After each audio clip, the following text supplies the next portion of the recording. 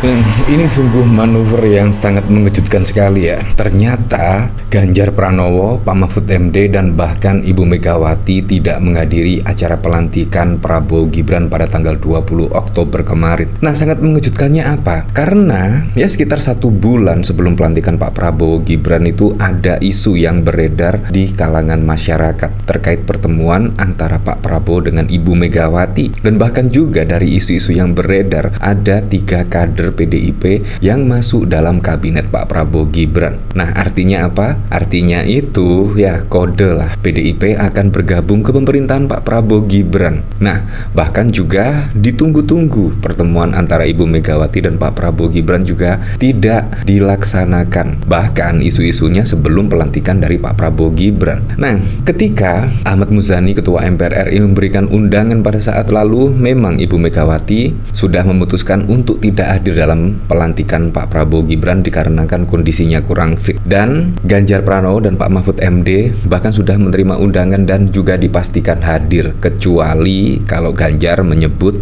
ditugaskan partai, kemungkinan tidak akan mengikuti prosesi pelantikan, tidak menghadiri acara undangan tersebut. Dan Pak Mahfud MD itu pergi ke Surabaya dikarenakan kondisi ibundanya kurang sehat. Dan di sini juga menurut saya sangat masuk akal sekali ketika pengamat memprediksi ini adalah sinyal keras dari PDIP tak gabung ke pemerintahan. Bayangkan loh, hanya Puan Maharani yang datang di acara pelantikan sebagai wakil dari PDI Perjuangan, dan Ibu Mega, Pak Mahfud MD, dan bahkan Ganjar Pranowo tidak hadir. Nah, ini menurut saya kode keras juga ya.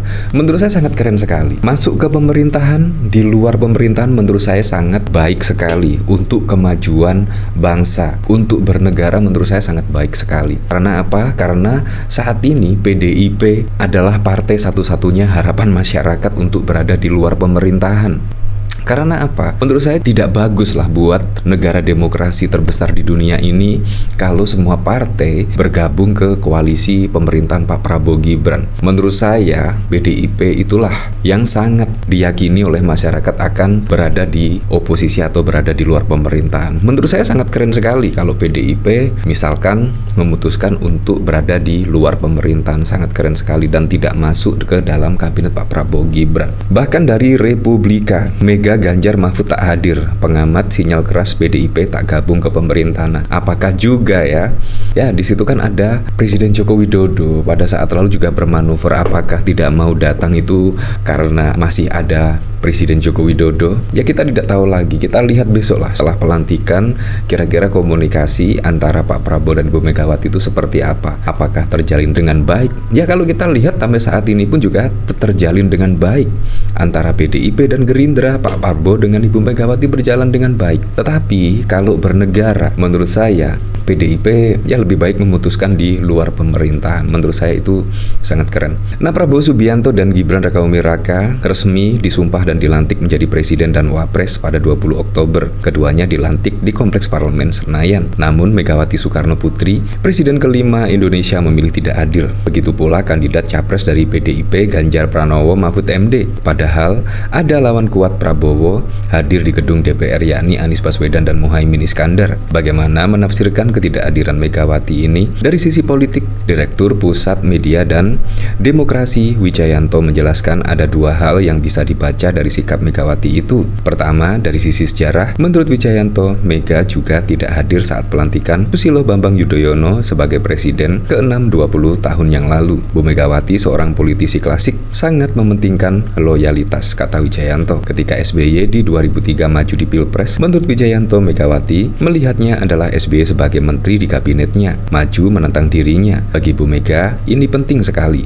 Kali ini lewat Pak Jokowi, kata Wijayanto, ada kader PDIP yang resmi didukung partai, tiba-tiba Pak Jokowi yang dalam status masih menjadi kader PDIP mendukung yang non-PDIP. Ini lebih parah levelnya daripada SBY. Dengan demikian, secara historis bisa dipahami ketidakhadiran Megawati, Ganjar, dan Pak Mahfud. Sementara di sisi lain, Wijayanto menambahkan ketidakhadiran juga bisa dibaca sebagai satu sikap demokratis bahwa tanpa akan ada partai yang mengawasi pemerintahan yakni PDIP. Ini sinyal bahwa PDIP tidak gabung ke pemerintahan. Ini bagus untuk demokrasi. Ada lawan politiknya, kata Wijayanto. Nah, jadi ya sangat keren sekali lah kalau misalkan Ibu Mega memutuskan untuk berada di luar pemerintahan. Apalagi kalau kita lihat saat ini juga semua partai itu bergabung ke koalisi Indonesia Maju Plus. Bahkan juga ada 15 partai politik ya yang bergabung ke Indonesia Maju Plus. Ini juga sangat mengejutkan dan menurut saya tidak baik bagi demokrasi ke depannya, apalagi Indonesia negara demokrasi terbesar ya. Dan menurut saya PDIP juga sangat bagus sekali bila memutuskan berada di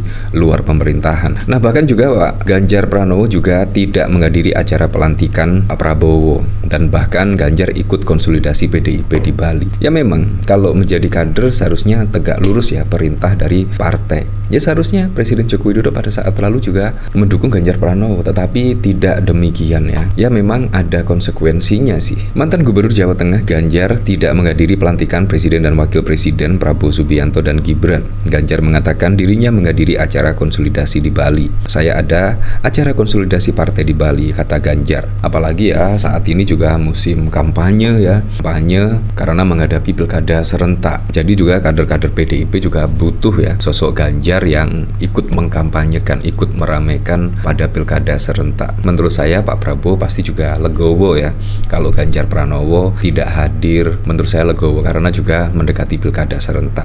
Yang cukup unik lagi, Puan bahkan juga menegaskan ya PDIP tidak masuk kabinet Prabowo Gibran. Kalau kita lihat pada waktu lalu ya, kita flashback ke belakang ya, Puan Maharani ketika dimintai pernyataan oleh wartawan apakah kader PDIP akan masuk ke pemerintahan Pak Prabowo Gibran, bahkan Ibu Puan Maharani ini menyebut insya Allah. Nah, tetapi saat ini sudah menegaskan ya kader PDIP tidak masuk dalam kabinet Pak Prabowo Gibran. Nah, menurut saya ini sinyal yang sangat positif sekali bagi demokrasi untuk Indonesia ke depan. Menurut saya sangat bagus sekali karena ada partai yang bisa menjadi kontrol pemerintahan Pak Prabowo Gibran. Menurut saya itu sangat bagus sekali dan membuat demokrasi menjadi sehat ya, walaupun hanya PDIP. Menurut saya sudah bagus lah daripada PDIP bergabung ke pemerintahan Pak Prabowo Gibran. Nah, Ketua DPP PDIP Puan Maharani menyatakan tidak ada kader PDIP yang akan menjadi menteri di kabinet Presiden Prabowo dan Wakil Presiden Gibran. Puan menyatakan ketiadaan kader PDIP di kabinet Prabowo Gibran bukan berarti partainya tidak akan mendukung pemerintahan selanjutnya. Namun, kami akan mendukung pemerintahan Pak Prabowo di parlemen, namun tidak menempatkan kader di kabinet, kata Puan di Kompleks Parlemen pada 20 Oktober. Walaupun kami juga akan terus mendukung pemerintahan Pak Prabowo untuk membangun Indonesia, sambungnya. Puan menegaskan sikap resmi PDIP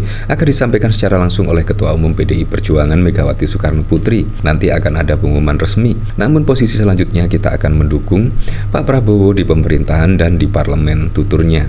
Di sisi lain, Puan menegaskan jika Kepala Badan Intelijen Negara BIN Budi Gunawan untuk kabinet bukan representasi PDIP. Pak BG masuk dalam profesional, katanya. Prabowo dikabarkan akan mengumumkan jajaran kabinetnya pada malam 20 Oktober dan sudah diumumkan pada saat lalu ya. Ya, tapi saya berharaplah pada pilkada serentak besok bisa berjalan dengan aman, berjalan dengan lancar, yang paling penting berjalan dengan transparan, jujur, dan juga adil.